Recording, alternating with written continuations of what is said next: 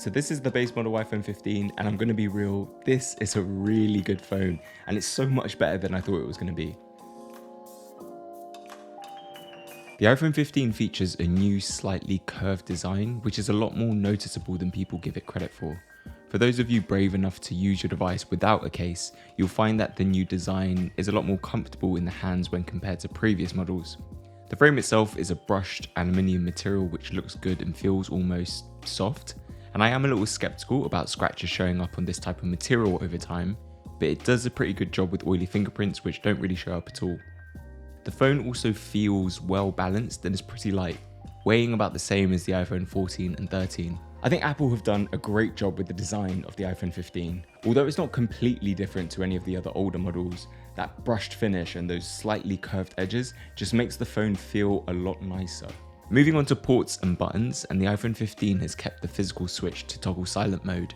The physical reminder that your phone is on silent mode is a really useful feature, so I don't think the base model iPhone 15 is missing out on too much by not having that new action button.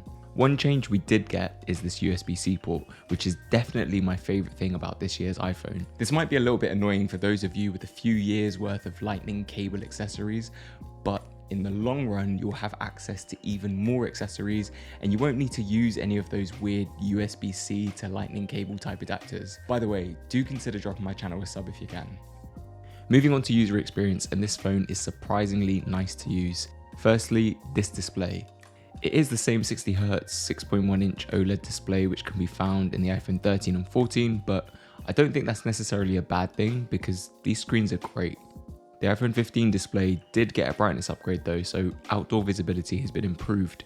Now, the biggest change on the display is this dynamic island, a small cutout which displays different types of information depending on what apps you have running.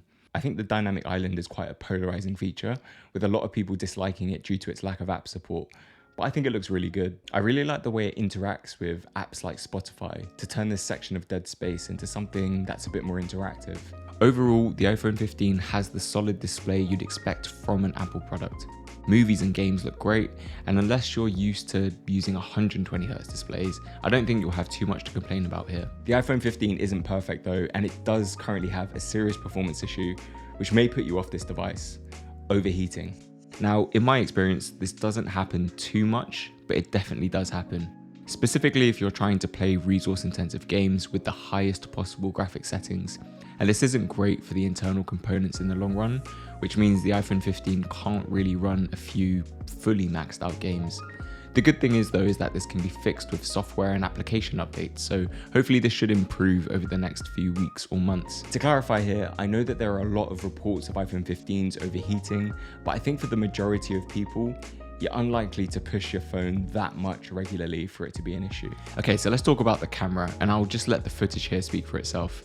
I think it's crazy that we can take photos and videos of this quality with the small devices we keep in our pockets, and I think that's the best thing about the iPhone 15 camera.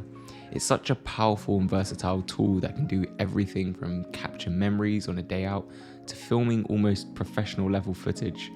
9 times out of 10, you can take a quick picture with your phone without thinking too much about it and the image will look great.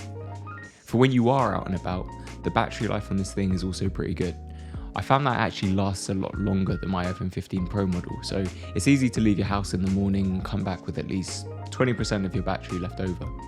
I also managed to play a 4-hour Pokemon Unite session without the battery even coming close to empty. So this is basically a really good phone with very few downsides aside from the whole overpriced Apple product thing. Many of you looking to buy this are probably choosing between the base and Pro model phones. I'd recommend the base model for sure, definitely much better value for money. But if you are curious about the 15 Pro, you can check out my video here. Maybe subscribe to my channel if you found this video useful, and I'll catch you in the next one.